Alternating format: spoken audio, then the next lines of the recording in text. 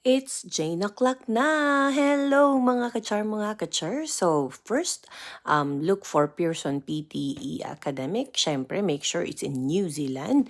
And then click book now. After you click book now, siyempre, scroll down ka konti dahil curious ka, check test availability.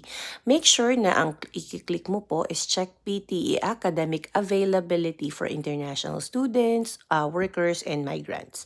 So make sure it's New Zealand yung napili nyo or Australia.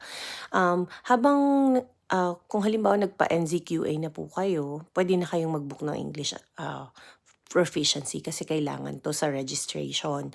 So, halimbawa ako, sinearch ko yung Manila kasi gusto ko kunyari mag-take ng test sa Manila. So, make sure lang na mamili ka ng malapit sa'yo. So, in my case kasi, nitong June 2023 lang, nag-book ako sa Las Vegas. So, yun po, PTE